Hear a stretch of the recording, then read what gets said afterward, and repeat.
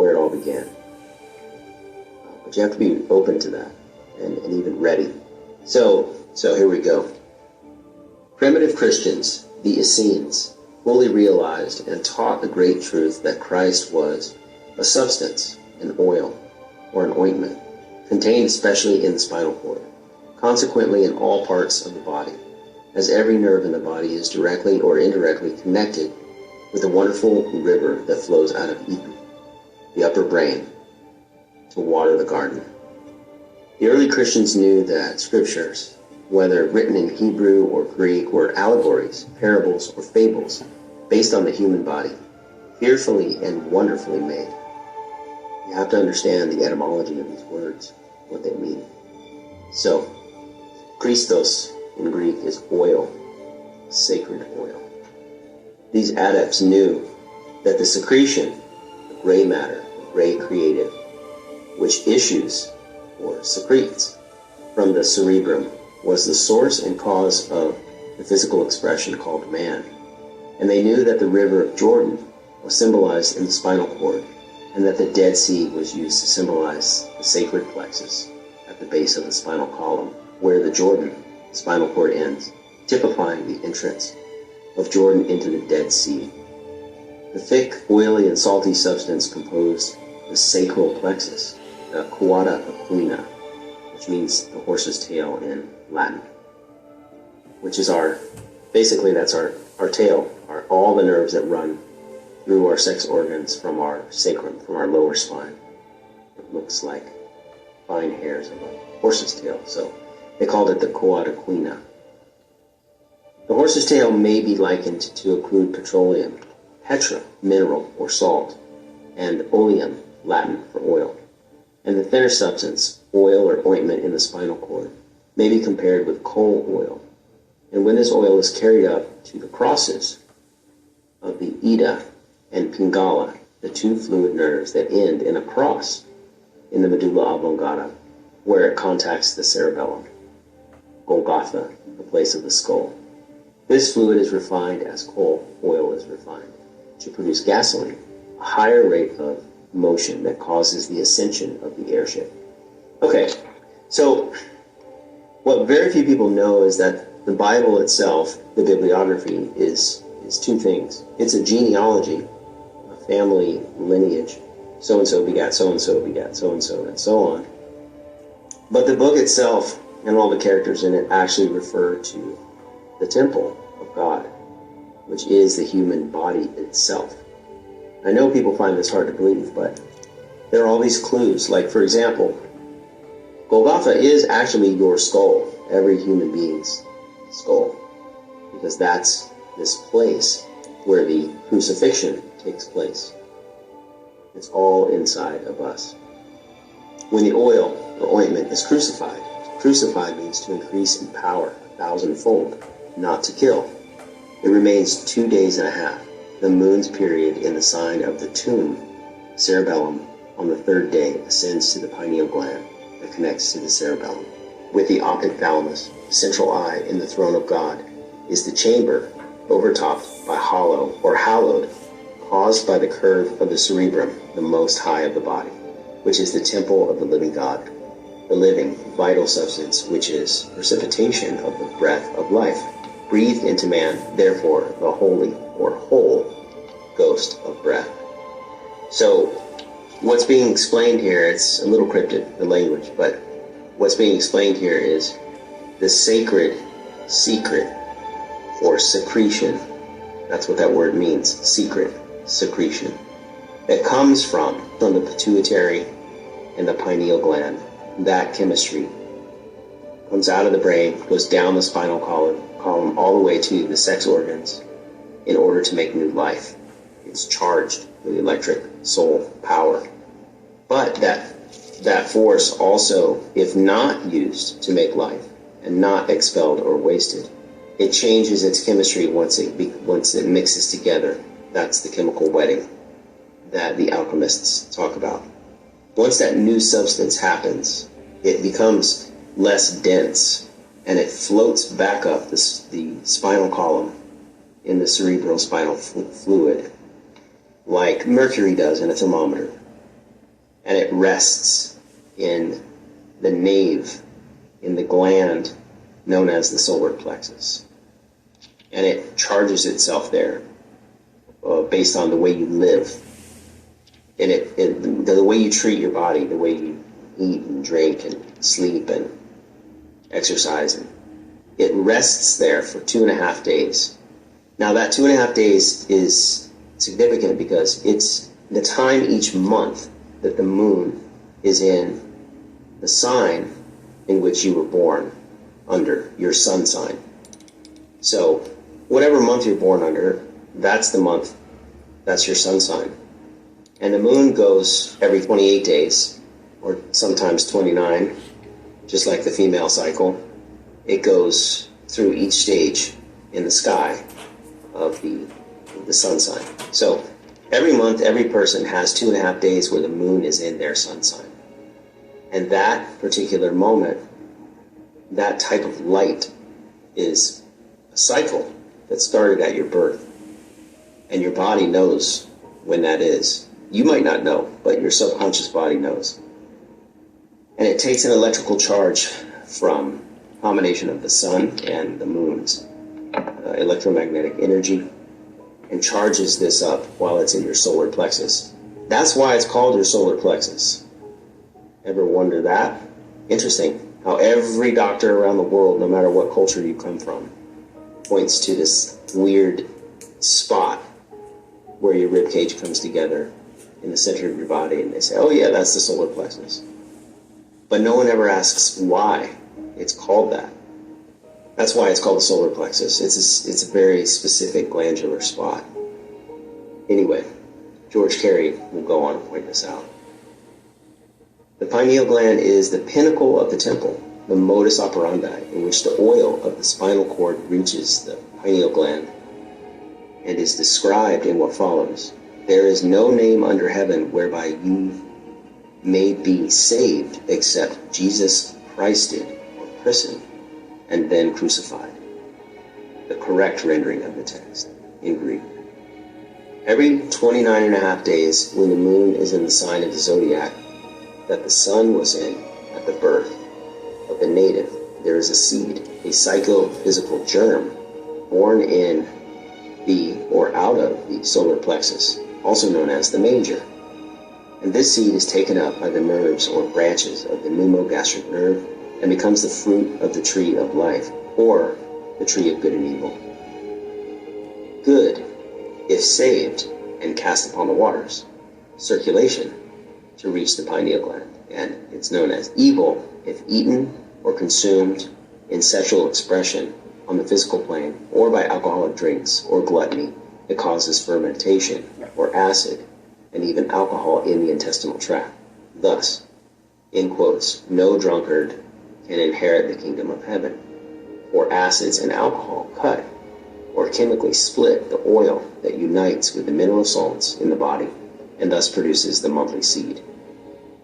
So that's what he's saying, is that this oil is, it's special because it's electrically charged. And it also is special because it has the ability to make new life. And your body created it. But it's also very fragile based on the way you treat your body. So the idea is to take care of it and to know that it's traveling up and down your spine and transmutate your sex energy accordingly. Now, he's not talking about celibacy. He's talking about knowing the body and using that energy at the right time for the right things going on.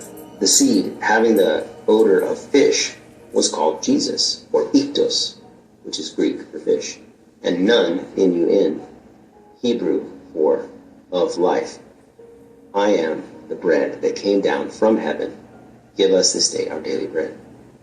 So many of us have seen the fish being associated with Jesus. Iktos means fish in Greek. The fruit of the tree of life, therefore, is the fish, bread, of which thou shalt not eat on the plain or animal of Adam, earth dust of the earth plane. Adam, the word Adam often in the Hebrew text means red earth or earth dust. But to him that overcometh will I give to eat the fruit of the tree of life, because he saved it, and it returned to him in the cerebellum, and the home of the spiritual man, the ego. The cerebellum is the heart-shaped, and it is called the heart in Greek, thus, in quotes, as a man thinketh in his heart, so is he. So, another little thing, another side, the tree of life is not a physical place. It's never been a physical place.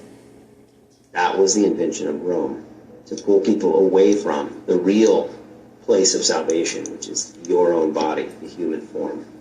And the tree of life is your cerebrospinal tree, your cerebrospinal system. Your brain is the root ball, and all your nerves branch out, going down your body like a tree. You know, we are like a walking inverted tree. That is the original tree of life. The body organ that men in their ignorance call heart is termed divider or pump in Greek and Hebrew. Our blood divider is not the button that we touch when we think, but it is the upper lobe of the cerebellum that vibrates thought. The lower lobe is the animal or mortal lobe that governs the animal world. The section of the body below solar plexus, called Lower Egypt, natural body, kingdom of earth, Apollyon, the devil, lived spelled backwards, Satan. Saturn governs the bowels. During the first 300 years of the Christian era, all has been above written was understood by the real Christians, and about the end of time, the persecution of the Essenes by the priesthood became so marked that they met in secret and always made the sign of the fish.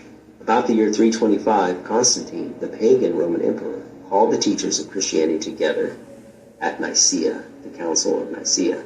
Constantine murdered his mother and boiled his wife in oil because they still held the original doctrines of the Essenes.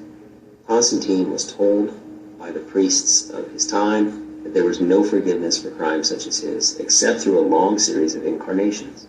But the Antichrist sought to concoct a plan by which he hoped to cheat the cosmic law. And so it came to pass, after months of wrangling and fighting over the writings of the primitive Christians who clothed the wonders of the human body in oriental imaginary imagery, that the council sometimes, by a bare majority, voted and decided which of the manuscripts were, quote-unquote, the Word of God, and which were not.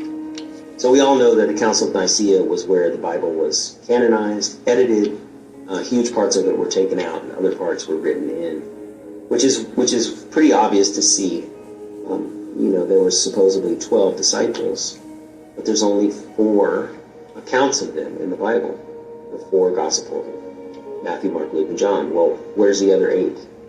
Well, they were all there, but they were conveniently edited out for all kinds of political reasons. The very important point in the minds of those ignorant priests, whether or not an angel had wings, was decided in favor of wings by the 3 majority. The minority contended that as Jacob let down the ladder for the angels to descend and ascend upon, it was a prima facie evidence that the angels do not have wings. Okay, what he's talking about there in that paragraph is that Jacob's ladder was not a real event that some man named Jacob witnessed. Jacob's ladder was a story, an allegory that talked about the spine. The ladder that angels went up and down are the 33 vertebrae of the spine. And angels are angles of light. They're also called messengers in Hebrew. The point is that Jacob's ladder is not a story of a man named Jacob. When you read multiple spiritual traditions from all over the world from different sacred texts, you can't help but realize that they're always talking in metaphor or parable or allegory. So the Bible should be no different. And there's certain people that want to take it literally, but you're talking about something spiritual. So the only way to get at something abstract is to put it in some sort of language, some sort of story, or some sort of way to reference the context of it. So spiritual texts are almost always referring to some sort of metaphor. Just think for a moment upon the colossal ignorance of these priests who did not know that Jacob in Hebrew means heel catcher or circle, a ladder that referred to the influence of the signs of the zodiac upon the earth. And as one sign rising every 2 hours forms a circle every 24 hours, the 24 elders of Revelation, the outer stars of the rising suns, suns, S-U-N, rising suns, and sons, S-O-N-S. Catching on, he asks, to the last sons of the sign ascending. So, okay, there's two meanings. There is the ladder, which, like I said before, is the human spine, in which the prodigal son of the sacred oil or Christos travels up and down to offer healing and enlightenment to the human form. And then there's also the heel catcher, the word, the name Jacob. And in very ancient zodiacs, you'll see a man drawn in the center of them, where his back is arched and his heels circle around and touch the back of his head to create a circle. And that's what the word Jacob means. That's the name. It's the man in the sky, which refers to the zodiac, which is a reflection of the time cycle of the human body. Constantine and his dupes saw that the only way to perpetuate the infamy was to keep the world in ignorance of the operation of the cosmic law. So they changed, quote unquote, times and seasons. So that's what I'm saying. The invention of the Julian calendar, the Gregorian calendar, there's other Roman calendars. They slowly changed the beginning of the year, some of the names of the months, the amount of days in a month. That's why we have leap years now. You know, for example, the word March is not the third month of the year, because the spring equinox happens March 20th every year. So March is telling you it's the first month of the year. And you can go all the way around the year. Look at December. Most people think December is the last month of the year, the 12th month. But in Latin, the word dece or deca, December, deca, means 10. So a decade rounds out a 10-year period. So December, or Desa, means 10. December is not the 12th month of the year. It's the 10th month of the year. And, oct for October, oct means 8, like an octagon. But October, in the current calendar, is the 10th month of the year. But the word itself will tell you October is not the 10th month of the year. It's the 8th month of the year. But as you can see, the Council of Nicaea changed things. And they've kept us in the dark ever since. And it was because they controlled all the writing. There were very few people that were literate, except the clergy. So they had a lot of power to rewrite history, to change the meanings of words, and also to change time cycles. The date that they made the sun enter Aries was March 21st. Why? March 21st should be the first day of Aries, the head. Aries means to arise. April 19th should be the first day of Taurus, the neck. And when they're talking about the head and the neck, they're talking about that man, Jacob, the heel catcher, the body in the sky. So each month correlates to a part of the human body. So Aries is the head, Taurus is the neck, and so on and so forth. It goes all the way down the body each month, on through the 12 signs. But these designing schemers knew that by thus suppressing the truth, people might come to realize what was meant by, and in quotes, the heavens declare the glory of God. Again, the moon in its monthly, moon, mon, Monday, all come from the same word. So every moon is a month. The moon in its monthly round of 29 and a half days enters the outer stars of a constellation 2.5 days before it enters the central suns of the constellations that are known as the signs of the zodiac, or the circle of beasts. But even unto this day, the whole Antichrist world, so-called Christian, except the astrologers, go by almanacs that make the moon enter a sign of the zodiac 2.5 days before it does enter it, and thus perpetuate the lie of the pagan Constantine, the Antichrist.